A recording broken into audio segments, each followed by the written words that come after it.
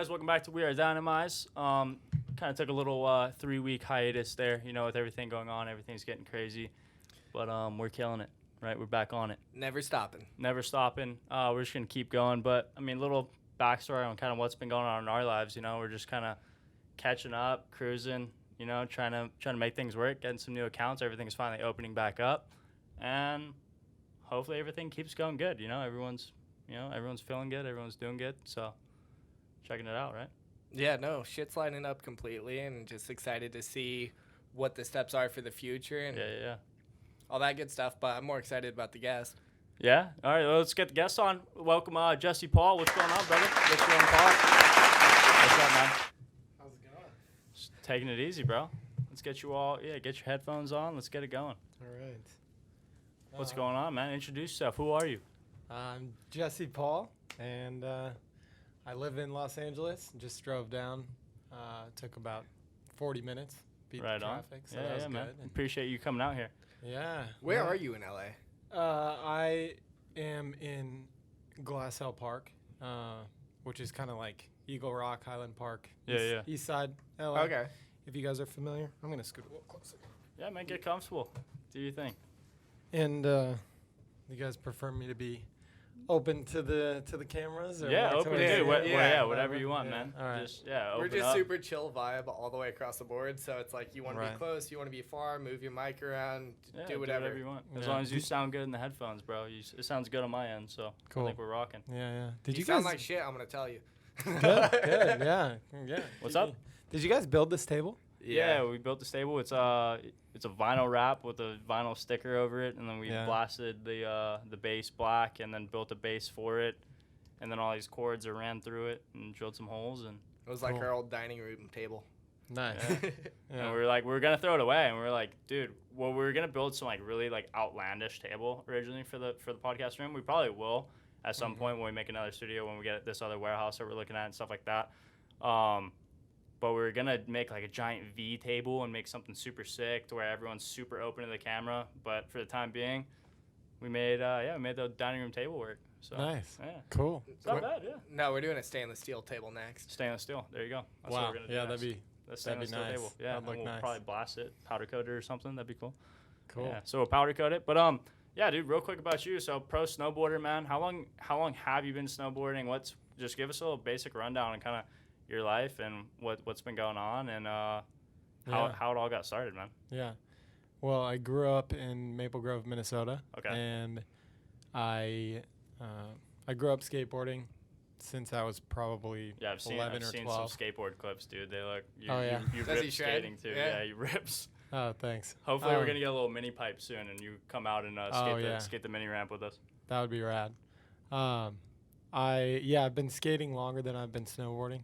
No shit. Okay. Yeah, and I just grew up kind of skate kid in junior high and high school, things like that. And I grew up in Minnesota, so the winter, there's snow every winter, super cold, and from skateboarding, the natural transition for me was actually snow skating, and so I snow skated so I've for snow a skated couple years. times. Yeah. Nice. So I got kind of into that for a second, and me and my friends would always do it. And then one season, my friend convinced me to try snowboarding, and I pretty much as soon as the first day that I even really tried, I strapped into we were just at this local park, and I strapped into my friend's snowboard with my shoes on and just did like a method over this jump over a picnic table, and No shit. I just felt like I could do it right away without even really, having to learn it too much. And then I bought a used board for the next season from one of my friends who was a skate friend from school, and I got a season pass to this place called Elm Creek, which was like 15 minutes from my house. Super tiny though, huh? Yeah, tiny, like 200-foot vertical. When I first started riding there, they had one cable tow, and that was it. There's no lifts or anything like that. Yeah. And just like really janky rails, kind of like it's a funny place because it's actually it's a state park, Elm Creek Park Reserve, and they have a little hill there, and they've got tubing and cross-country skiing and stuff. But so I got a season pass there, and they're open till 9 p.m. every day, and I just would go every single day after with school my or friends. whatever. Yeah, snowboard like. So you were like 17 when you started boarding then, or younger than that? I was 14. Okay, you were 14, which is like honestly like the prime time to jump in, right? Yeah, it's when your body's fully like starting. I think to I jumped in when I was like 12. I mean, I'm not even close to the level you're in, but yeah, I'm not a big rail guy though, and shit, man. That stuff's not my jam. Before we go any farther, what's a cable tow?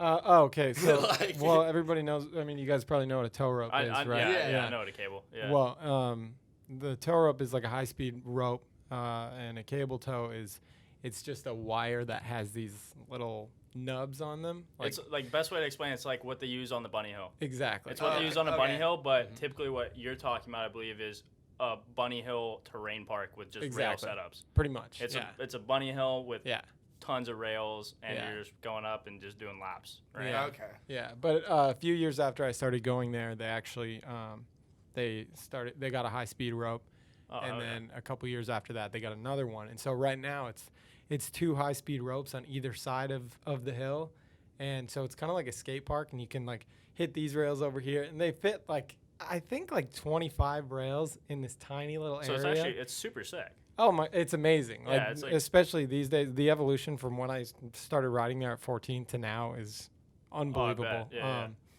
And now it's one of my favorite places to ride when I go back home. So I mean, would you say that transitioned your just rail skills overall? Yeah, 100%. I mean, I can't jump. That's the reality. I can't jump. I can't do anything in the pipe. Like I literally. Well, pipes are sketchy. I'm probably one of the worst jumping pro snowboarders that exists. Really? Like literally, there wasn't a jump at Elm Creek, which is where I spent all my time. Right.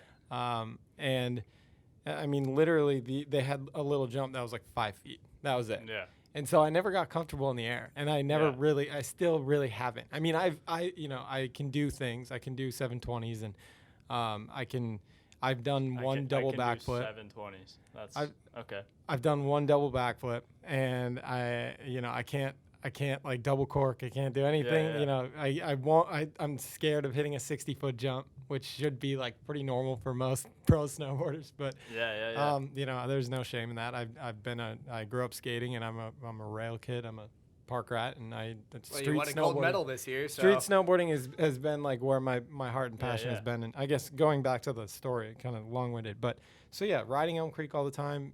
Minneapolis has this really awesome snowboard community, and there were a lot of people that I looked up to in the surrounding area that there were local street videos and things like that. And so it was like, okay, you start getting good at snowboarding, and then you start getting in the streets. And I was lucky enough where somebody who was riding there at Elm Creek, his name's Josh Tranby, he was like, oh, we're filming this movie. I want you to come with us. And it was the first time I think I was 17 was my first part. It was a half part in this movie called Rookie Status. And I just remember in high school, there were sometimes we would do like night missions. And I would be out till like 2 in the morning on a school night. And it was like the most exciting thing ever. I was like, oh, sure. This is so and you're cool. just hitting street stuff? Mm-hmm. Yeah. That's sick. I mean, we all watched your VEER part, and I mean, we might as well just pull that up right now, all right? Just jump into it. Let's just pull up your VEER part. So I mean, this is your entire part from VEER. I mean, before we even start this, how was shooting this with all these guys that were involved? And I mean, because I've heard great things about Sessions and like that entire crew, and just I guess the whole mantra. Like, what was that like? Because where was this filmed? It was mostly filmed in Minneapolis, or around Minneapolis, Minnesota, and we took a trip to Salt Lake, and we took a trip to Quebec. So those were. How was Quebec? And then there were some shots from Japan and stuff, but I wasn't on that trip. Okay. Quebec was cool. It was end of season, and it was kind of crusty, so it was difficult, but it was a good time. I mean. Yeah, it's always good. It's cool because like all these cities that people say that are played out, like including Minneapolis, Salt Lake, Quebec, it just depends how hard you look and how creative you can be. And I think it's all creativeness, and that's what I liked about this VEER part is like there are some moments in there where you got really creative. I think there's one part that stood out to me the most, I think, in this, which doesn't look super insane, but like it was super technical. You flew under the rail and popped up back onto the rail. and I think you did. I think you. What'd you do? Do you know what I'm talking Wait, about? in this part? In this part, dude, you flew underneath the rail. Maybe hey, we'll just have to watch it. We're gonna play it, dude. We're gonna check it out. Oh man. Dude, yeah. But yeah, it was a lot of fun. I mean, first there's that. Like, okay, all right, real quick, pausing it. That jump right there, was that? Did you only eat it one time, or did you eat it multiple times? That was the only time that I slammed. Okay. I tried it a handful of times, probably maybe like 5 times. Yeah. Just didn't stay on my feet, but yeah, that was the only one. It was crazy because my nose caught. Yeah, your nose in the brick. But that's super hectic.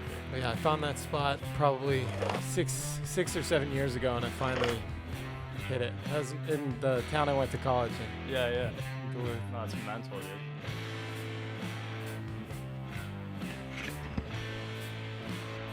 Yeah, you tell me when to pause it. I want to know your favorite trick in this part that you threw, all right? Okay. I guess there's a couple. There's a couple? We'll pause it. But I want to know what's going on. That's one of my favorites. That's one of your favorites? Yeah, I mean, I just really enjoy doing things that I haven't really seen other people do before. Yeah. And something like this, it's just, I don't know. I thought it was kind of cool to.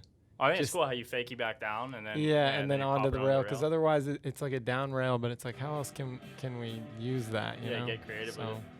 Yeah, and then I mean you're faking down and coming in switch, and then that's sick.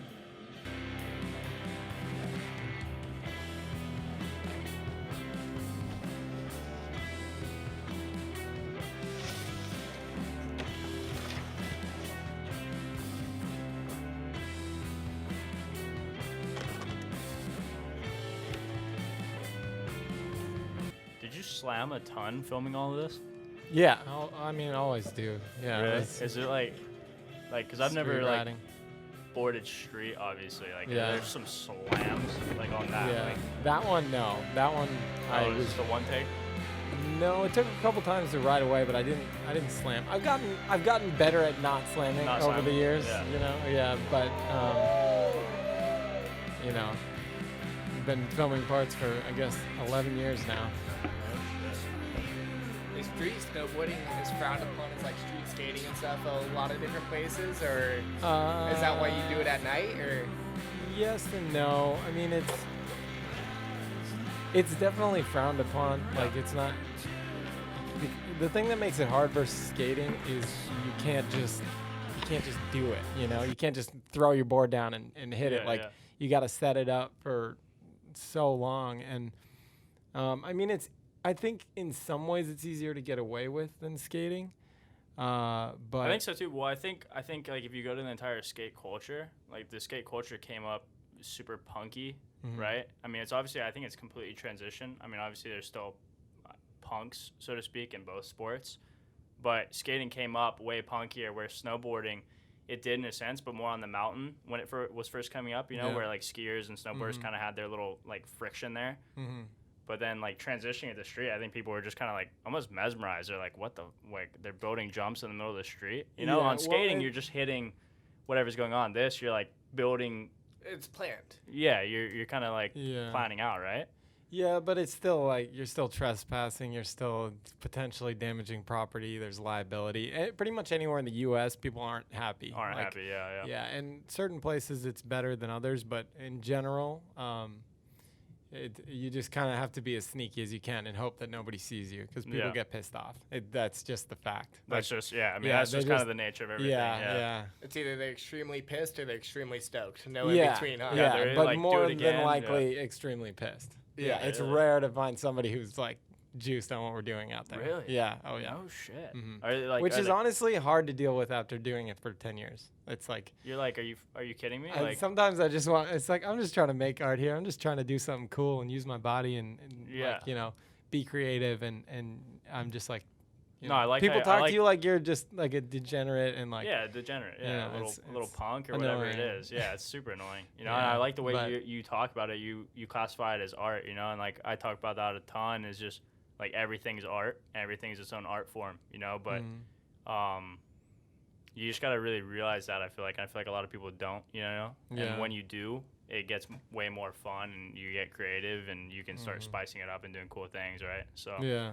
Did you end up getting any different response once you started having people there with cameras and everything else? I mean, I would never hit street without a camera. Oh, So, really? yeah. Even back in the day? No, yeah, it's not worth it. yeah, you're filming. I mean, unless you're hitting a tiny little down rail with your friends that you're just having a good time. It's like street snowboarding is you're doing it to create something. You're doing, you know, it takes way too much work and danger to do it just cause, you know what I mean? Okay, that makes sense. It's No, it totally makes Right. sense. If you're doing something that's on a skateboard or a surfboard or anything, you want it filmed. right. That's 100%. And the thing is, like, you know, it's a little bit different than those things because, you know, if you're skating, you're just skating with your friends and you kind of got that vibe going and you're like, oh, I'm gonna hit this, I'm gonna do this handrail, whatever.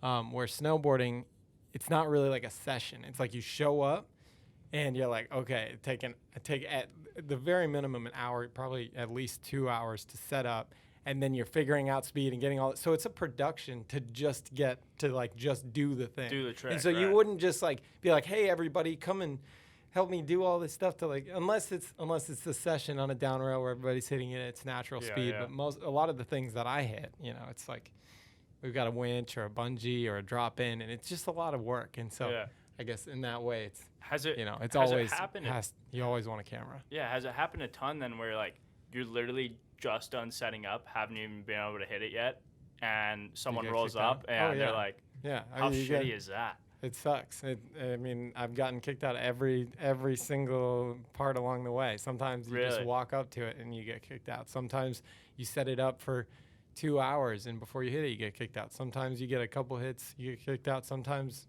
so it's a total art. There's been people times, don't understand that. This is an entire production. Like people 100%, really, because people see these and they make it look so sick and everything else, but they don't. There's not essentially the BTS behind the scenes of what it took to actually do it. And the same thing, like one of our athletes, Brad Domke, he was on a podcast earlier.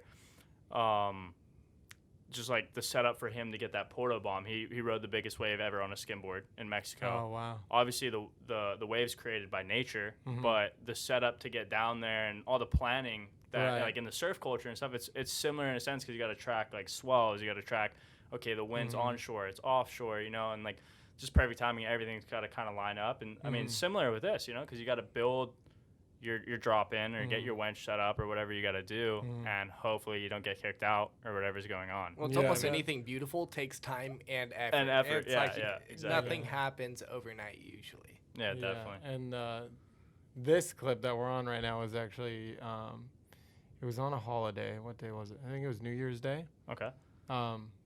This is the side of a bank that the only this day, was sick. pretty much the only day that it could be open. That was super sick. Hold on, you're flying you. in there.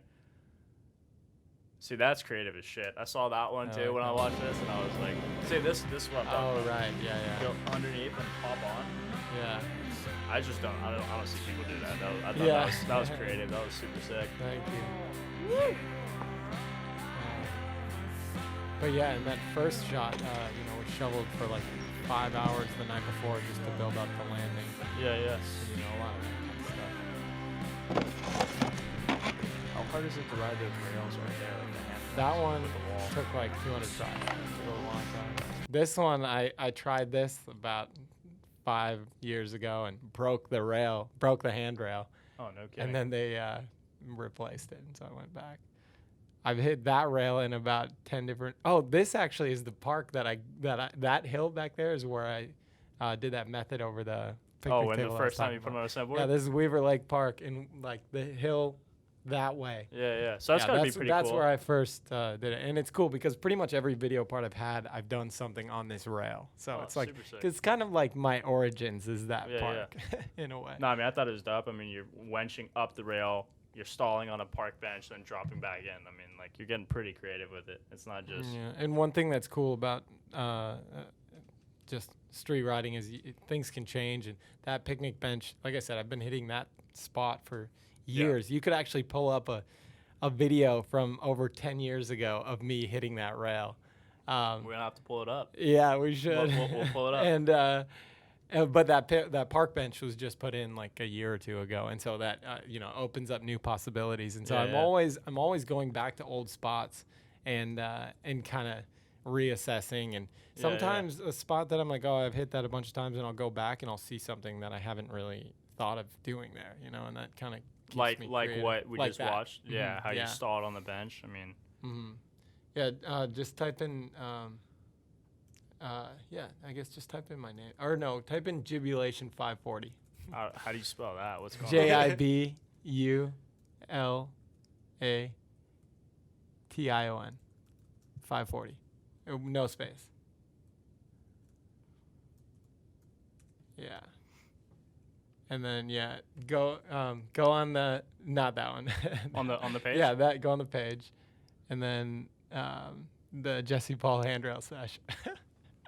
12 years ago. 12 years ago? Damn, 2008. That's so funny. Oh, so same rail.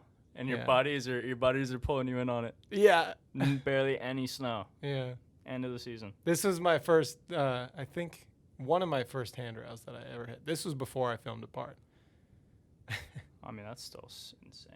Like, that's not a culvert. They intentionally made that a slide, yeah? Yeah. Oh, yeah. That's a slide. That's at a beach for the lake, and that's how kids get up. So, anyways, oh, dude, kind of funny. That's wild. You said that's 10 years ago. 12 years ago. 12 years. That's crazy, man. So, how long ago did you move to LA? 3 years ago. 3 years ago. Mm-hmm. No shit. What brought you here? A change, and I moved to Salt Lake. And I moved to Salt Lake for about a year and a half after I graduated college in 2015 with my girlfriend at the time, who's now my wife. And right on. Congrats, bro. Thanks. We lived in Salt Lake, and it was cool. Had a lot of fun there, but something didn't quite feel right. And she wanted to get into production. She filmed snowboarding. We met at summer camp at Wendell's. Yeah. Ski and snowboard camp. Yeah. And she was filming snowboarding, and so she moved to Minnesota with me, and then we moved to Salt Lake, and we tried that out for a while, and then she wanted to get in production. She wanted to work on movies, things like that. I mean, you got to come and to LA. So she's like, I'm moving to LA, and I was like, all right, fuck it, let's do it. That's Why not? killer, man. I mean, do you like it out here? Yes. What's the verdict? Yes and no. It's definitely like a love-hate thing. I feel that. That's why I don't live in LA. I moved out here 2 years ago, and I'm like, I'm so stoked we're in Huntington, dude. Like, I like going into LA when I want. Yeah. And then being able to come home, like, because it's just kind of empty out here. You know, it's like secluded in a sense. I will say I don't like what most people would consider LA, which is like Venice and Hollywood. Yeah. Downtown. I live on the east side, which is a lot more hilly, not too far from the Angeles National Forest. Yeah. And it's cool over there, and I like it over there. But yeah, just in general, like the traffic, the smog, the people, like a lot of that stuff. Yeah, for sure. I mean, you come from different culture, you know what I mean? Like, for sure, different culture. Like, it's a land of opportunity, but it is just so overwhelming. There's so many sometimes. fake people. Yeah, there's that for sure. A lot of fake people. I mean, you get fake people everywhere, but I mean, I think California is definitely, especially LA. Like, it's a lot of people who want, who go there because they want to make it because of like, oh, look at me, this is what I do. Yeah, exactly. And I've met a lot of cool people. I've done a lot of cool things and things like that. But actually moving to Crestline, within the next 2 months. Are you? Where is that? It's basically halfway between LA and Bear. Oh, okay. Oh, super sick. So more inland? Yes. Yeah. Okay. Yeah. That's east. Yeah. And it's like this tiny little mountain community that I don't know. It's cool. It'll be a change. You're stoked on that? Yeah. Oh, man, that about killer. to like big life changes. We actually are. We're in escrow on a house right now that we bought or that we're buying. And I just got the job as. This is like not really public knowledge yet, but we're whatever. I don't. When are you guys releasing this? Maybe when do next you want us week? to release it? I don't know. I guess whatever. Well, I'm gonna be the marketing manager at Mount High. Okay. Which is a mountain. Yeah. Up there. Yeah. In Wrightwood. So, big life changes and kind of Yeah, just ready for the next step and try new things. And I'm still going to be competing. And I'm not going to film a video part this year, but you know, trying something different. And not that you know of. yeah, You're not gonna film a video part that you know of. well, I'm going to be working full time. Oh, so are you? it's, Oh, okay. yeah. That's why you can't. All right, but, there you go. But I will be still doing like X Games and Do Tour and stuff. But yeah. So, anyways, LA, I like it and I don't at the same time.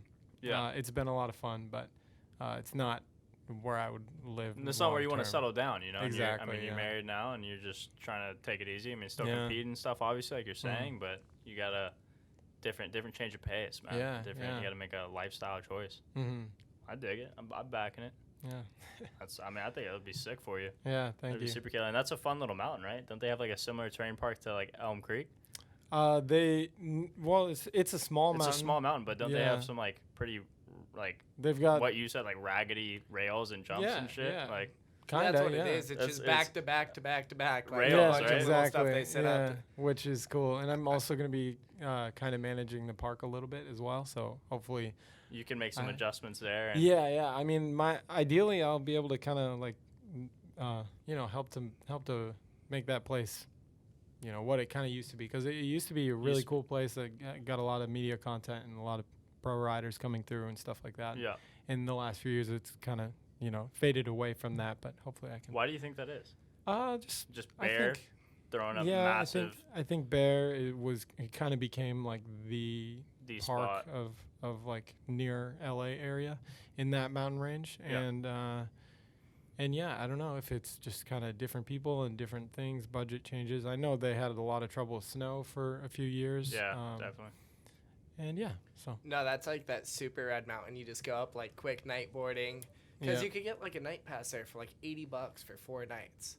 Oh no. And shit. so you just go, rush it, night board for 4 hours or We'll have whatever, to- then we'll have to shoot go right up back this down. winter. It's We'll have yeah, to like an go hour or and you a guys, half. I mean, you guys could just go up for free because Yeah, I let's can get, let's get go you check tickets. it out, dude. That'd be Yeah. sick. Hey, I'd you be might down want to check cut it that out though. No, what? You don't have to cut that out. No, let's go, dude. I'm down Yeah. to check it out. Yeah. Let's go scope it this year. That'd be fun.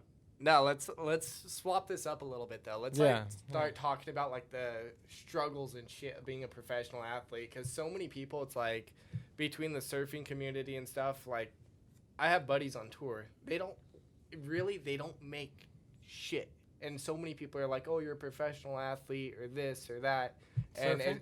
yeah. Is it pretty similar in the snowboarding world, like financially and stuff? I don't want it to be awkward, but I'm just trying to get an understanding for it's the not- people, Yeah, because yeah. like so much behind the brand is we want people to express themselves and go after what they want to go after, but we want the people to understand there are struggles in everything in life. It's kind of like the inner look at a professional athlete's life. You know what I mean? Yeah. I mean, he knows a lot about the surfing industry. I do as well. But I mean, I think it also translates like into skating. Mm-hmm. Same as snowboarding, things like that. And like we were talking earlier, I'm in touch with a few athletes. But I mean, if you look like the top guys, right? And then there's a lot of guys below them, right? Mhm. And so you just won a gold medal. What does that essentially do? Did it open a lot of doors, or is it kind of just another day? Like how does that work as well? You know? Yeah. Well, okay. So I have I definitely have views on this, but it only relates to snowboarding because that's the only No, that's let's one that talk I about it. know. We can But translate it. as far as the gold medal thing, yeah, it's only been, you know, it hasn't even been a year, so Okay. it's hard to say exactly. Yeah. There were some things that kind of came out of it, but it wasn't nearly what I would have What you expected. You know, Were you stoked on especially- it though? Oh yeah, of course. Like I when mean, you it was got a like- gold medal, like was it the sickest shit ever? or Yeah, what? it was insane. It was Yeah. totally surreal. I mean, it was like, you know, childhood dream. Even just being there and the whole, you know, I used to watch the X Games all the time when I was a kid, Oh, for sure. and Everyone the does. whole, like everything set up and with the cameras and. We went to the X Games in Aspen 2 years ago and watched the pipe contest, and we were Yeah. like, "This, I mean, the Yeah. setup and shit is crazy." Yeah, man. and just like It's the energy and the like all the energy, people and like atmosphere. everything. Yeah, dude, It's the just vibe it was, is just yeah, on point. it's super Yeah. cool to be a part of that. And that was, I mean, it was a dream come true. It was like I did it. It was insane. I couldn't believe it. My family was there, my brother and my parents, which was really special. That's sick. But yeah, it was awesome, and I was so stoked. but it didn't like. I felt like right when it happened, it was like Yeah. I did an interview for ESPN and like all these other things, and I was like, "Whoa, this is crazy! I wonder what's gonna happen." And then it, very quickly just kind of like everything kind of went back to normal. One thing that came out of it specifically was that I actually judged the real snow contest. Okay. That X Games real Yeah, snow. yeah. I know exactly what you're talking about. And so I was on TV for that. So that was cool. And that was like a couple months later. And apparently somebody from ESPN wanted me to do that. And there were 3 of us judging. And so that was a cool, like, direct experience. But, I didn't really get any crazy offers or like new sponsorship opportunities or anything like that. And, I like this beet juice company started sending me beet juice, and it's called Juice Performer and tart cherry juice. So that's a little thing. But yeah, I don't know. I mean, it's funny because you say professional athlete, and it's just not like you can't even really compare it to a professional athlete. At least in my experience, because professional athlete meaning NFL, like the where average person is like, okay, and professional athlete means so let's basically change it up. Extreme sports athlete, because that's a completely different category. Well, no, totally. And I'm just like making a comparison here. Is there's not really like the kind of infrastructure to be able to just be good enough at something to be able to make a career out of that. And like you were saying, there's not much money in it at all. Like it takes a lot of hard work and dedication, but mostly just like, for me, the biggest success has been a number of smaller contracts that over years of dedication and consistency and just being there and showing up at every contest, going to every event that I can and really pouring myself into it. You get little contracts here and there, and then they kind of evolve, and then those all kind of come together to be a reasonable, livable wage if getting you play your cards right. Yeah. But it's not like, you even being pro for one of the top, or being pro for Solomon, it's not nearly what I was expecting when I wanted to be a pro snowboarder when I was young, and I was like, oh, this is what I want to do.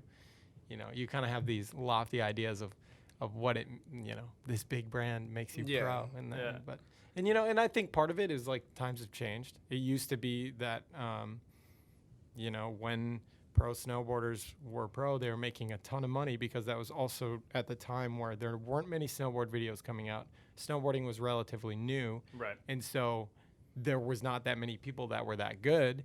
And production and like everything like that was a lot more mass media than it is now. So it's like a snowboard movie comes out, and that snowboard movie is distributed across every single shop, and it's one of like 4 or 5 movies that you can buy, or even less, you know what I mean? And so every person who was into snowboarding at that time, that's what they were watching. And at that time, popular culture, it was very common for everybody, with X Games, like Tony Hawk Tony Hawk, Shaun White, people like that. They were like household names because, mass media, cable television, like that's what people were watching. And, these days it's like social media and YouTube and so many different avenues where like there's so many people that are so good in so many different media avenues that like it's just not the concentrated, because basically being a pro snowboarder, you're not just a pro athlete. You're like somewhere in between being an athlete and an influencer, or just like a media presence. You know what I mean? No, you kind of have to have both, I think, there for sure. Yeah. And I mean, we can speak personally on it. I mean, in some degree, as far as your media getting out there, I mean, the numbers have significantly dropped and shit you've done. Like, I did, okay, so I mean, Brad's wave, right, was in, I think it was 2015, and he got put in the Billabong XL waves, right, biggest wave of the year ever ridden, ended up getting second place, but his video kind of lived on because so many people reshared it and stuff like that. Mm-hmm. Do you think focusing on more like I think you're kind of like me in a certain degree in this area where you want to relive it in your own head, but you don't want to keep like reposting it or re-putting it out there, or you know, also, I mean, I think like what you did in the X Games, it's insane if you snowboarded, but I don't think people have a degree of what you did was as insane as it was, even though it's a gold medal, which automatically means it was insane because you're competing against like 10 other guys or whatever it may be. So well, it's everyone in the world to even get ranked to get for it. to even get so the top 10 best guys in that competition. But people like, I mean, I was talking to Greg about it right prior to you getting here. The rails you're hitting, dude, I mean, they're this tall. They're huge. Yeah, they're as big as me, and people don't really understand that. Like if you've snowboarded and you go pull up to a rail that's as tall as you, and you're like, oh, I'm gonna get on that. There's no fucking way. You're bailing every time. You're gonna be like, no, I'm good. I'm the average person. I'm good to go. Let alone hit a 360 off or go into it, switch 180 on whatever you're doing. You know what I mean? So I just think, yeah, it's a weird little like gray area. I feel like for certain areas, you know. No, I want to transition back a little bit because you were talking about like building the relationships with the brands and everything else, and that's really what has penciled out.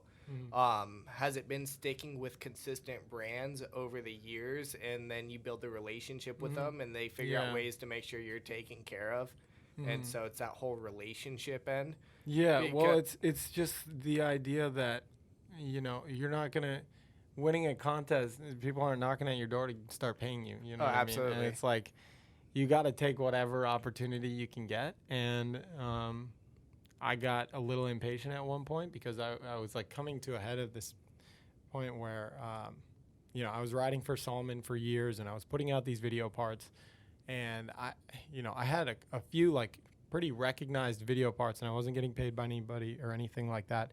And I was getting to this point where I was like, what the heck? Like Solomon isn't paying me, but I'm doing everything that a pro snowboarder should be doing, and like, you know, winning these awards and contests and putting out these video parts and stuff like that. And I almost like, I was like, man, I should just go to a different brand or something like that. But then it's like, but then I stuck through it, and eventually they gave me a contract. And then, you know, every year that contract increased, and it's the long game. Like if you've got somebody, especially, you know, you have to think about it like a business as well. Yeah. It's like, that's why it's an investment. Yeah, it's exactly. Like maybe company X is offering you some money, but then you're with company Y, and company Y is like a much bigger company, but they're not paying you or anything. But it's like, oh, you have to think like, if I stick with them for a few years, then maybe that'll turn into something, and then that'll evolve. And yeah, you just kind of have to play it like that and really trust that it's possible. Yeah, because I brought that up because it was one of my buddies. He rode for Burton for a couple years, and then as soon as another company came in and offered him a higher contract, he walked away, but the company ended up going under after a couple years. And so he was all stoked, like, screw you guys, I don't need you. But he said it was the biggest mistake of his life. Yeah, because then that's gone. You can't go back. He was always chasing the money. Exactly. And he was with companies for a year or two, and it never built a consistent relationship. Like, let's be honest, you get what you negotiate to a certain extent. Like, you have to say, hey, I value myself. But the bottom line is you can't come in and say, hey, I want this right now, because they're just going to tell you to fuck off to a certain extent. Yeah. But if you build that brand loyalty and that dedication, it always ends up leading to more. If they find out, hey, you need something, or there's a trip coming up that you need the money to go on, or it's just like, hey, let's do something nice for them because they've been by our side from the very beginning. So touching on all that, when did you realize that? Because I think there are a shit ton of people in the world, whether it's your athlete, a regular person, you're an influencer, whatever you're doing, that really essentially they jump the gun, and they're like, they see dollar signs or whatever it is, you know, and that translates to everything, business, athlete, everything, right? But they see the dollar signs, and they don't understand the aspect, the longevity of it, and they don't see essentially the bigger picture. When did that kick in for you? You know what I mean? Because like you said, you were impatient at a time. Like, when around was that, and when did you kind of realize? Like, did you realize it when Solomon gave you that contract, or did you kind of realize it prior to that, and that's why you stuck it through? It was kind of simultaneous. Of like, I actually was, you know, reaching out to some people and being like, hey, you know, I feel like I deserve. I've earned it at this point. I feel yeah. like I've earned it, and Yeah. like I don't know if Solomon is really gonna do it for Just me, cutting it, like yeah. if they're gonna like, support me or not, and it was during the same year that, and I don't know, what I ended up doing is I went to Solomon with like a presentation of like at SIA. I talked to the marketing manager who I'd been in contact with. I sat down with him and I'm like, look, here's all the things that I'm doing. Like, I really like, is there anything that you guys can do to support me? Like, I've been putting in all this work and stuff like that. And he's like, yeah, we'll get you on a contract. And it was like, boom. And I was like, oh my God. And it was like, that is the moment that I realized, like, No God, I'm an shit. idiot for trying to go to these other brands. Cause it's, See, that's what I was looking for, Yeah. translating on that end.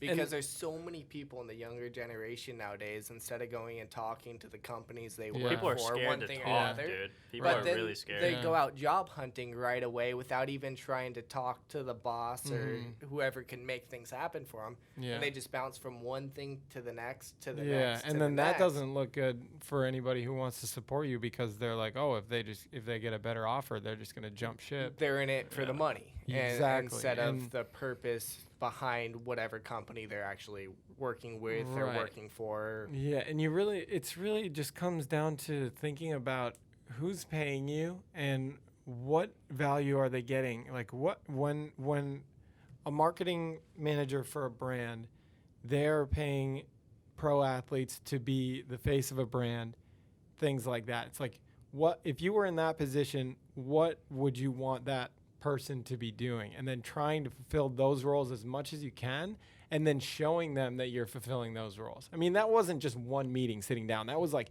every, For sure. like a couple times a year, I'd be like, hey, here's all the stuff I've been filming. Hey, here's this contest that I just won. Hey, here's some photos that I got. I'm going to be here and I'm going to be here. And like, always being like, showing like, hey, You're always I'm on the doing, move. and then Yeah. because it takes, it's not, you have to be able to consistently provide, because if a company is going to invest in you, they don't want to just invest that you're a good snowboarder. There's a million good snowboarders out there. They want to invest in the fact that they can have constant exposure from you. And so showing them that, because they're also, the thing is, it's really easy to get caught up in your own head and being like, oh, I put out this part and everybody's telling me it's great. And like, I did this contest, but it's like, the person working at this company, do you think they're really like looking at every single contest that's happening across the country because you won this Minnesota contest? You think the person up at the top of Solomon is noticing that? Yeah. And then like, are they watching every single thing that you're putting out? No, but they will see it if you tell them that you're doing it.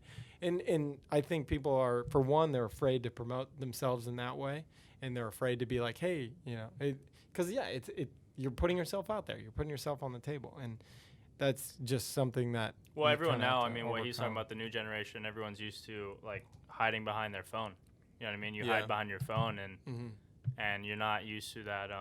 Not necessarily as confrontational, but that face-to-face contact and actually talking, or especially, I mean, just everyone nowadays just asking what you want and then coming to an agreement on it. You know what I mean? People are just Yeah. scared. Like, people are just in their head. They're like, well, I want this, I want that, but like, I don't want to ask, or I don't Yeah. want to do this, or I Right. don't want to do Yeah. that. And then, but what, it's just like talking to a chick or something. Like, dude, you're never gonna go on a date with her or do whatever you're gonna do if you don't make that leap and make that shot. You know what I mean? Oh, You have to absolutely. make that shot, and if you get shut down, then you get shut down, and at least now you know, and you're at peace in your head, and you come up with a new agreement or something else, or maybe then you can jump ship because you're like, all right, this isn't gonna pan out, on to the next company or whatever it is. You know what I Mhm. mean? But it's Yeah. it's Yeah, same well, thing. going to the next company, I wanted to play devil's advocate on that, because you need to look at the growth opportunity within the company itself. Yeah. Because I grew up with a few buddies that were riding for different surf shops, but extremely small scale surf shops supporting local. Like, I back them 100%. But next thing you know, they're wanting to go on tour, but they were turning down sponsors because they're like, oh, I'm only riding for this surf shop. But it's Yeah. like, really, you have no room to grow with this one company. You need to look at the future on moving forward. So it's yeah, not I mean, I jumping think that's ship, why but you stayed with Solomon. because they were a larger company within Well, the industry. Yeah, well, I mean, I've definitely done both sides of things. Like I rode for a pretty small shop near my hometown, and I didn't have super close ties with the people who worked there or anything like that. But I started riding for the House Sport Shop, which was an online shop, and they were offering to pay me, and the other shop obviously wasn't. Like most shops in the world wouldn't be able to pay you, and I very quickly and easily made that transition because it's just you have to take care of yourself as well. And like Definitely. the fact is, like, it's not easy to make a living as a pro snowboarder. I think the same goes for all extreme sports athletes, but like there are certain points where when an opportunity presents itself, you need to jump on that. And everybody in every mentor that I have in snowboarding, like all the higher ups that I answer to, like for instance, I don't ride Solomon snowboards anymore. I ride Sessions boards, and I was scared to have that conversation with Solomon, but Sessions gave me an offer that I literally pretty much couldn't refuse. And Solomon was like, cool, great. Like that's fine. You can still ride our bindings. Cool. So I'm still riding their boots and bindings. I still am on contract with them. Yeah. And there's no hard feelings. And he was like, honestly, I'm in this position where I have to be doing the same things and spending less money. And so now that frees up some money for him. I've still got a little chunk in Solomon. And the reality is, like, I've done my fair share of marketing for Solomon. I've been riding Solomon boards for over a decade, and for a long time, or maybe not over a decade, close to, but for a long time before I was getting paid by them. And so it's like I did my time, and then and he was happy for me. He's like, oh my gosh, yeah, like. And it's that very common communication factor that exactly. so many people don't have. Right. It's just like, hey, this is what's on the table. I didn't go out looking for it, but it came to me. Here, let me tell you the offer. Either it works out both ways or it doesn't. But like that shows a legit brand because he was happy for you. Yeah, and the communication is just the absolute most important thing, because the reality is the brands are this thing that they're like higher than me and you. It's like, oh, Solomon, Sessions, but it's really like there's probably one person making the decisions that affect you. Yeah. Have a good relationship with that person, be real with them, and they'll tell you what's up. Kevin's like, no hard feelings, because Kevin's not Solomon, and Kevin's a marketing guy. Yeah, facts. And he's like, because he supports me, and we've been communicating for years, and he supported my career. He's like, oh, this is so exciting for you. This is great. And it was like such a relief. I was like, oh, I thought he was going to be bummed that I'm like, I'm abandoning them after all this time. But then it's like, he's like, dude, good for you. Like, that's great. No, that's killer, dude. So it's all about like making connections and really, like knowing the right people, putting in the work, and being humble. Really. Being humble is key for sure. So that's killer, man. Yeah, that's dope. I mean, real quick, since we're talking about all these sponsors and everything, we're gonna pull up your X Games gold medal run. Okay. Were you riding Solomon, or were you on a Sessions board? That was. No shit. So wait, how did that go down, real quick? Like, you just left Solomon and then you won a gold medal.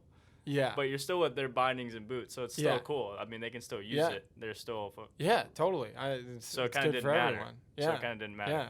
And it was perfect because I'm like. That was perfect for Sessions too, because they just picked you up, and then it's like, oh, gold medal, like, good to go. I'm kind of like the face of the brand for Sessions right now, and so and the boards was like a new crazy thing that they were doing, and it, all of a sudden I got like the best exposure you could get on Sessions boards, and so all of a sudden these shops started getting interest, and like it was buzzing around, and so.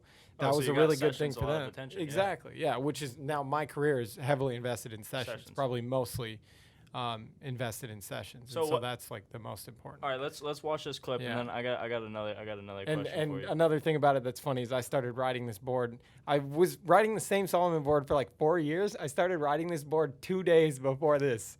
No shit. And somehow like. It was weird to get used to, because, switching boards, it's like a totally different ride. But it's like putting on a different pair of shoes for the first time. But I guess it was meant to be. So. It was meant to be, dude. No, let's check it out. Yeah, and... Jesse Snow, we saw him in real snow a couple of years ago in 2017. Actually took a bronze medal. What you're doing style there, so locked in, so smooth. That's mental, dude. On both of those. That's like video part worthy right These there. the Put biggest that in rails your ever? real snow. Nice front 270. I mean, they were the only Oh. rails. And we'll see you later. Oh, it's the only rail. Yeah. Isn't park Just a style? gorgeous Isn't park day. Yeah, these are the same rails, Oh, and then they're the same- jumps, same, the okay. jumps are after Oh, for park style, right? for slope style. Okay, yeah, slope style. Yeah. Mhm. So you're in second right here. This is run number 2. 2 minutes to ride with. What's going in your head? leading You're in the way, second but place. here's You're Jesse like, Paul "Oh, shit, I sitting can in win second this," with or- his I wasn't looking at the places. Yeah, you were just cruising. So smooth. Yeah. That was insane. Back I, blood 270 out. Oh, even the grabs are stylish. Tail slide 270 out. Grabs Mellon. I was just kind of riding, trying to be as in the zone as I could. I was just like, when I'm, yeah. I don't know. Well, that's a lot of it. Like back in the day when I was surfing a lot of competitions and stuff, Yeah. you're just like kind of going your zone. You never have an idea of what's actually going on. You're like, all right, I'm just grooving up, set out the back. I'm going for it. I don't like to listen to music. I was gonna ask you that, yeah, generally you don't like to talk to people. And I just am Zen, doing my getting your thing. zen, I'm yeah. just focusing on my riding, and that's it. So, okay, afterwards, did you ever think, like, looking back at all your runs, right? Because we're on run 3 now, and run 2, after run 2, you're still in second place. You still haven't grabbed the first spot. Did you think your second run was better than your third run or anything like that? Did you think there was... Well, it was... Because that one trick you just threw in the second run off the, off what was that, like a rainbow rail? Yeah, I thought was insane. Is that, like, not like a... Is that, like, a common thing? Well, it's... I thought that was first place worthy because I watched the whole comp to see exactly what was going on. Oh, nice. And I was like...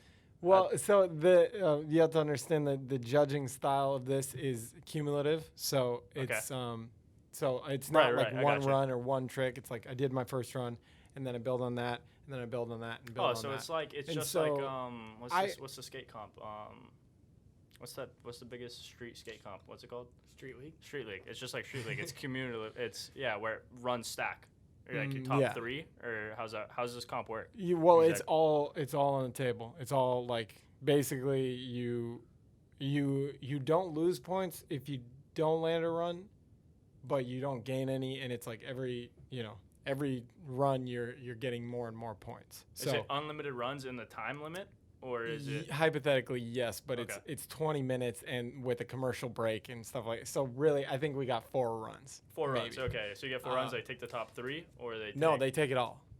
They take it all, and it's just like it's but overall they impression. make sure if one guy's got 5 runs, Everybody's got runs. the same Yeah, amount of everyone's runs. got the same. Okay, roger that. That's the Yeah, the gotcha. general consensus. But Jesse Paul, who we've but seen yeah, in and real so I snow, just but he's you know not a I did contest things guy. that I knew I could And he's do. sitting in second place. This Knew I is could why that land, was and just so perfect. Those tricks kinda- are so challenging to do. I let broke this alone down make very them look that specifically. good. Like Every I single did some rail things front side, some that things he back touches, side, Right. a few just things locks switch, into. a few things regular. That one. Making sure you're giving the judges, The diversity, yeah, yeah. Close and it like out. Jesse style Paul. with it as well. I'm a Jesse Paul fan. How can you not be out of And, Maple Grove, Minnesota? Somebody take a photo of that. Throw it on the cover of a snowboard magazine, please. So That's a college run 2.0, bro.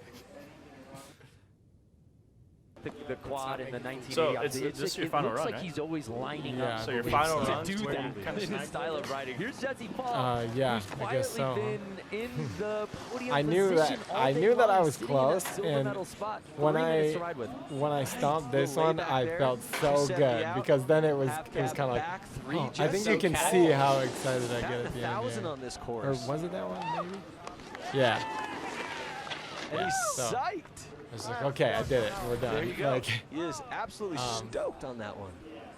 Jesse had one of my favorite parts. yeah, I in just the tried to last be few smooth years and is just that- tried to do things that, like the thing it that's gonna funny be? about this is like Here we go. that, you know, that wasn't And it's difficult. official. Like none of the Jesse tricks that I Paul did wins his were first difficult. XGAMES gold medal. I tried to do, like I said, it was very You had your strategic. tricks in the Paul bag, wins and you're I like, tried to know do I things that know. I knew that I could land. I knew that I could do it Man, smooth. there's no better feeling in And the world right That's there. Congratulations that's how I to always tend to Jesse do Paul. contests, like not trying to like pull out this crazy banger to blow people's minds. Was it from? Did you start that from the beginning, or No, like, that's over time. That's Because lots of years in- of competing. because you competed in the X Games prior to, and you placed, right? I have never been to the X Games before that. I no have kidding. a real snow medal. Okay. I got 3rd place in real snow, but that was my first time. Okay, did that help you realize, like, dude, maybe I should just get my tricks in the bag? Did what help me? Did getting 3rd place there, did that kind of help translate your mindset going into the X Games, so to speak, to where you like? No, that mindset came from years and years of doing rail jams, of just being like realizing that the best thing you can do is not fall. Like if Just you don't do, fall, yeah. just don't fall. Like especially at contests like hot dogs and handrails, which is like the annual like beginning of the year at Bear Mountain. Everybody's eating shit. Everybody's falling. Most people aren't landing stuff.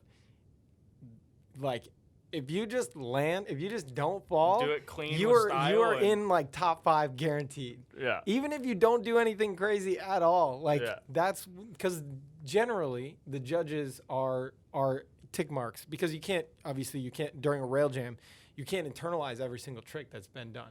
X Games is a little different, but in most rail jams, the judge is like doing tick marks. Okay, a tick for a trick that's landed, 2 ticks for a trick that was cool that was landed, 3 if it was like a banger, and so you're tallying up. So if That's how somebody it's does judged. the craziest banger, blow your mind banger, they get 3 ticks.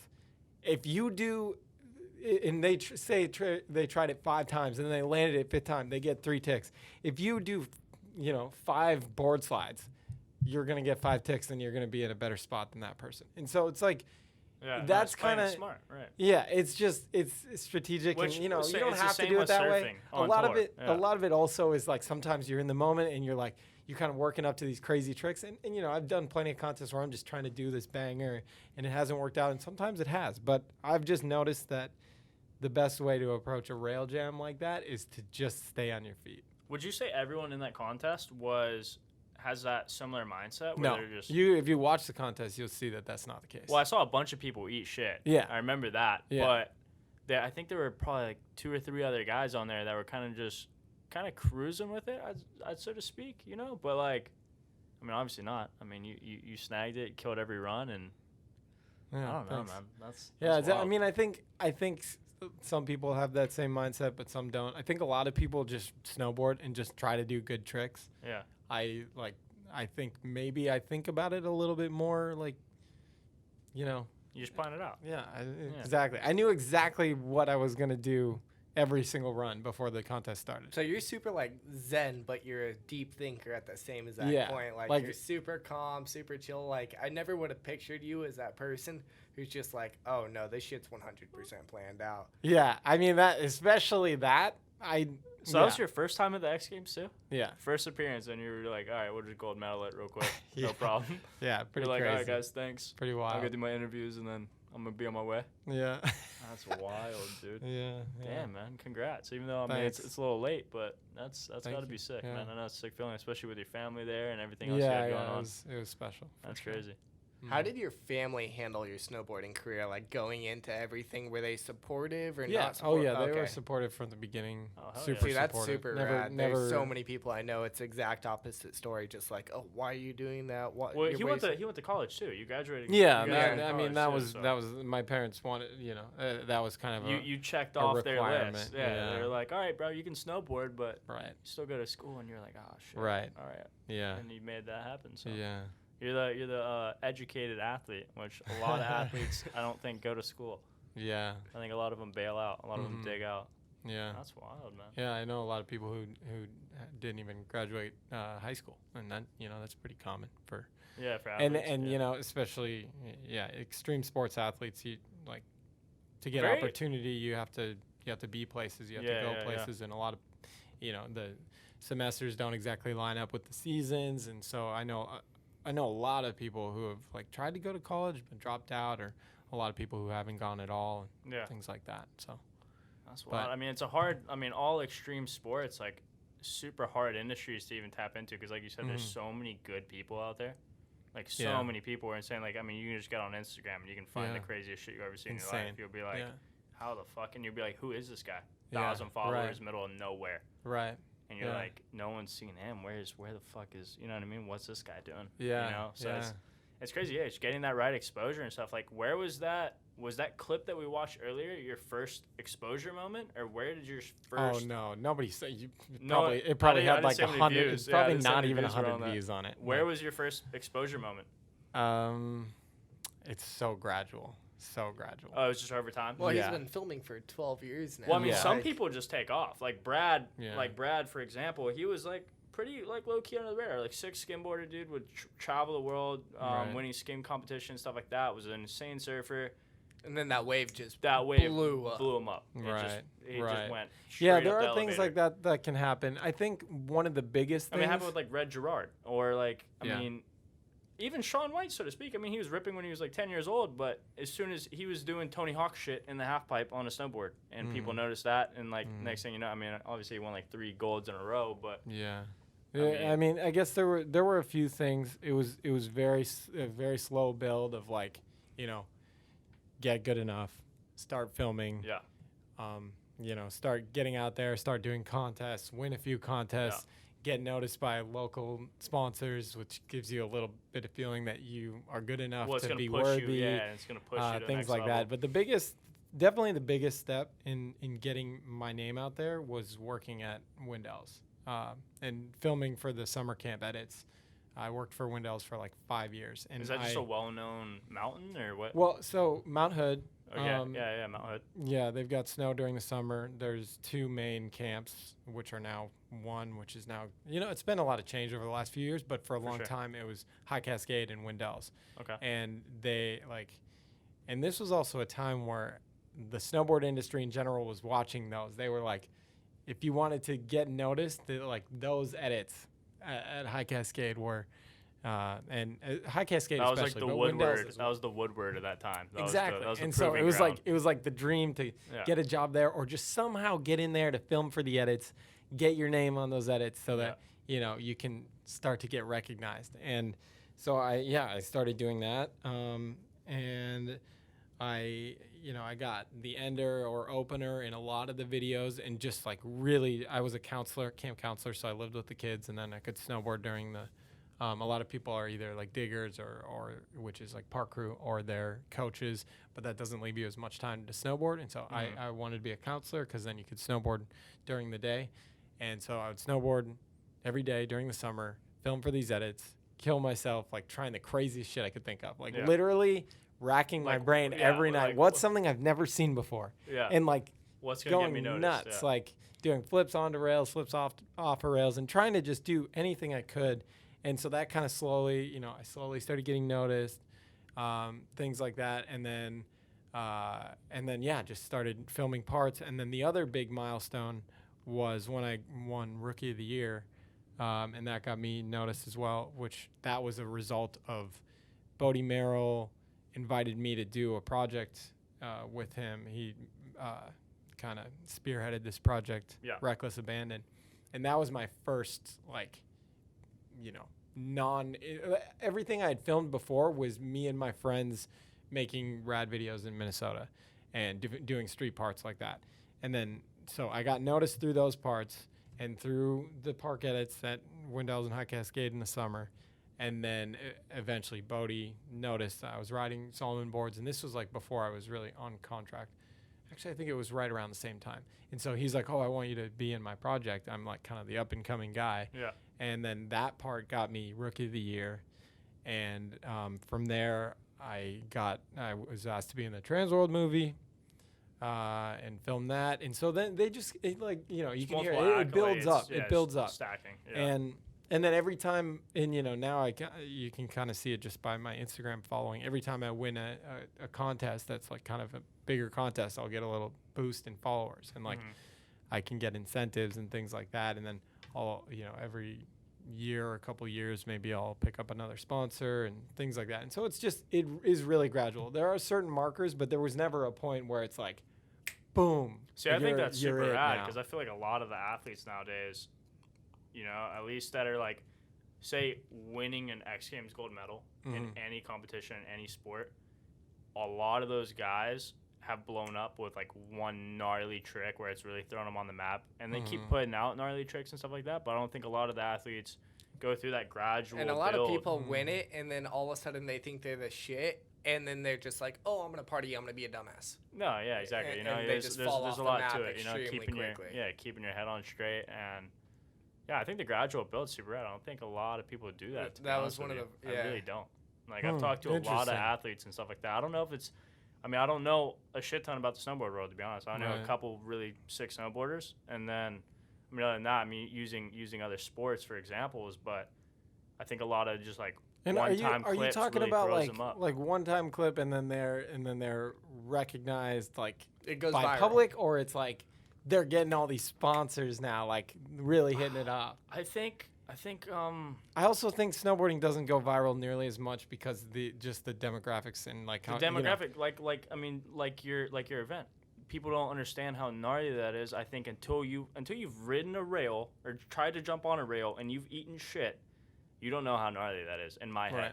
Yeah. Because And prior the amount to of me people snowboarding, if I didn't snowboard, I don't think I'd look at that the same as being snowboarding and like my buddies or like Brandon or Greg or whoever being like, yo, try that rail or something. I'm like, dude, fuck, Well, I it's don't like even want to get near watching that rail. surfing on TV, you're only like, it's double overhead. It's not that big of a deal. Like, it's But being twice the size actually of out him. It's there, you're fucking like- water. Right. Like, it's Yeah. not going to hurt. Yeah, that shit'll kill you. You're not going and to I, drown. and I think also just the numbers, like the amount of people that snowboard is probably much less than the amount of people that surf and skate, Yeah, and that's the true. amount of people that snowboard that Well, it's a seasonal snowboard sport on unless rails. you travel around the world. Yeah, Exactly. and then on rails as On well. You know, a rails, lot of even people like less. the big air. And then people who are like very specifically rails, like Yeah. even smaller. So it's a small audience, and I think snowboarding in general, you know, there's more opportunity for that. But like for this little subset of like street parts and rail jams that I do, it's like, you See, know, I think yeah, that's that sick wouldn't that really you- go. you made There it- was one video that Yeah. kind of went viral, and that was like I did this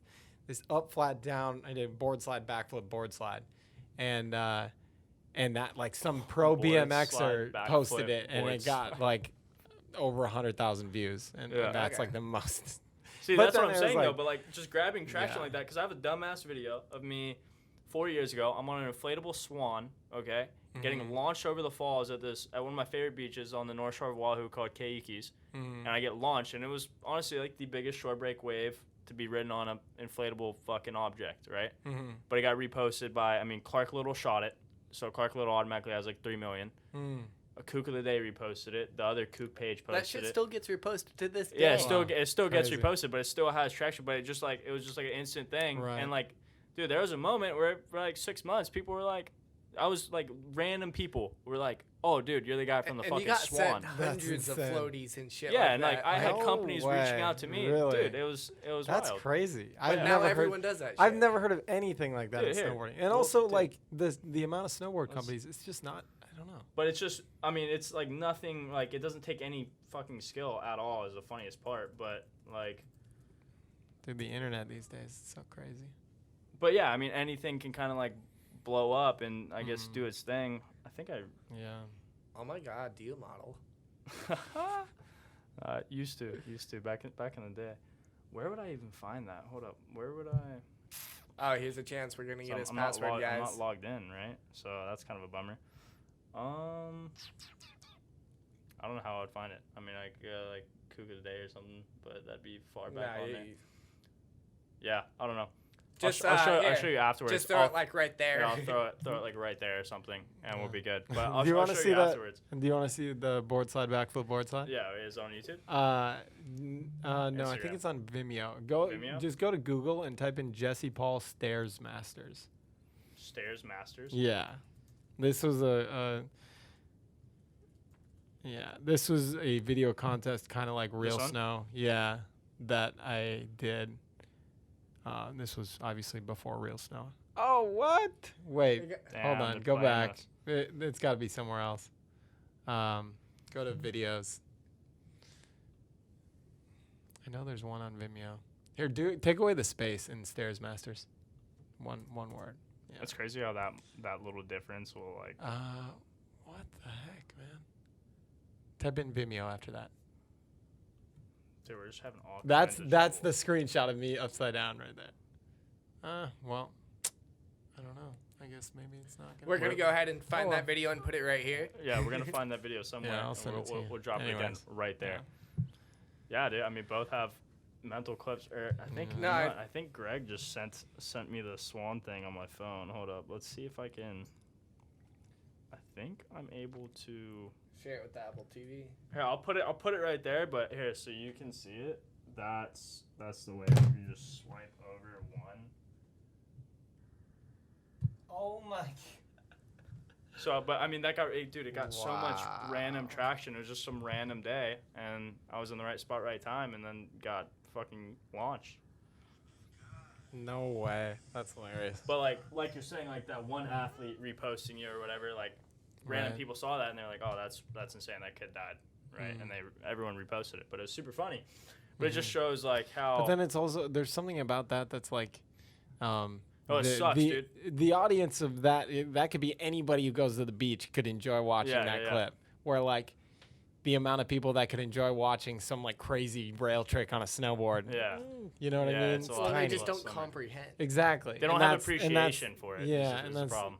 that's the one thing that's funny. Like what you're doing different. takes skill. Like that took no skill. I just had to swim out there on a fucking swan. But then that gained some attraction. My dumb ass, I was like, oh, let's one up it. I was like, we can one up it. And then I almost died trying to one up Dude, it. I was like, dude, I insane. can't do it again. I was like, that's the biggest I'm gonna get. That's good. We'll call it. That's Until he went up to it. Yeah, until I went up it. Yeah, Right. I tried to get right. towed in on a wave Wow, on no a swan, way. That's and crazy. yeah, dude, it just didn't. It's not gonna happen. I don't think. But I mean, we'll see. Yeah. I don't think I'm crazy enough to get out there on a swan and that type of shit. To be honest, I think I'm like old enough now where I'm like I really don't like getting hurt, or like I don't mind it if it happens, Turning but if I into can a bitch. avoid it, yeah, right. If I can avoid it though, you know, I mean. Just gotta be smarter, you know. Be out there, right? I mean, Oh, yeah, collarbone yeah, boy. yeah. Like this dude was out for 6 months when I first moved out here. I went to the wedge. I was out for like 4 months. Like, it's just not that fun. you know? yeah. But I mean, yeah, you just had. I mean, you had surgery. That was a year ago, right? Or over a year ago? Well, that I broke it. Yeah, That was 2 years ago. 2 a years little ago. over 2 years. Just got it ago. replaced. Yeah. Or just got it taken out. Just got the screws. The rod is still there in the middle of my bone. Okay. But- Are you stoked? You got the screws taken out? Yeah, it was personal choice. Really? I Was it didn't need to get affecting you?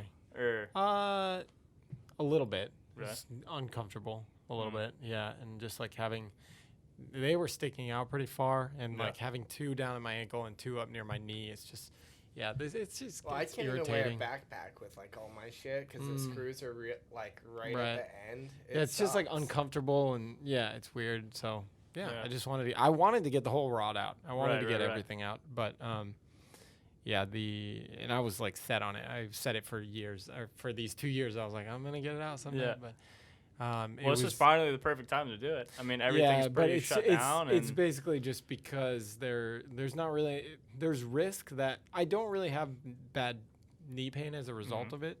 I have a little discomfort sometimes, but Yeah. it's not very often. it's manageable. Because they had to cut in, like they cut right there and then hammer it in through the middle of your tibia.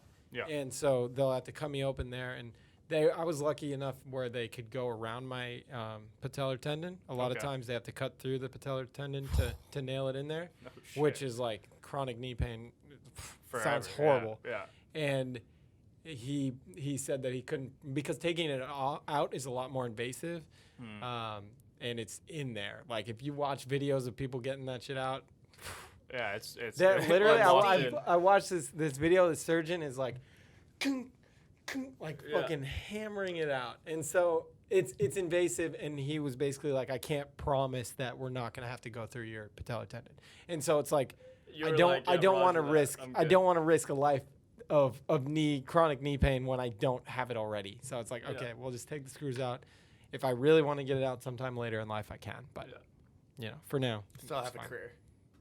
Huh? I was like, you still have a career to focus on. Yeah, exactly. And I just don't want knee pain. Yeah, absolutely. Knee pain sucks. I just went on a backpacking trip, on like a little 3-day trip, and we did like 70 miles, and I was Oh, not nice. trained for it at all. And the second day, like I'm like just 20 miles deep, and the second day, dude, my knee's still fucked up, and that was Really? 2.5, 3 weeks ago. But it still has like wild pain in it. It's just Crazy. a wild thing. But I'm like, it's unnecessary. Yeah. I'm just like, Right. why the fuck, you know? So it's just not being dumb with it and just kind of taking care of it, I guess, or whatever I got to do. But Yeah. chronic knee pain would suck because like I'm not digging it, Yeah. and it just like it'll random like tighten up and lock, and I'm just like, it's just not fucking fun. Yeah. Like any type of internal pain, like cuts, stitches, all that shit, that's whatever, it's minor, but like internal bone pain and bruising and shit like that. I don't know, man. I got a pretty big boo-boo. Oh yeah, that paper cut's gnarly, dude. Yep. Ooh. Ooh. Wow. Ain't messing He's around. stitches bound. But man, that's super wild. Mhm. I think we'll just No, I think we'll no, just we're wrap it up, wrapping dude. it up. I think we'll Cool. wrap it up. It's been a minute, but I appreciate you hopping on, dude. Yeah, It's been no sick worries. having you. Yeah, Sick yeah. chatting and getting like an inside look at what you've been doing in your life and everything that led up to that moment. And we're looking forward to seeing you compete and doing some cool shit, man. Thanks. It's Yeah, gonna be thanks rad, for bro. the support and thanks for having me. Yeah, bro. Appreciate Cool you guys. to check this Yeah. out. So. All right, guys, we're out of here. Tune in next week for the next episode, and yeah, drop a like and subscribe. Right on. Later, guys. Peace. Oh.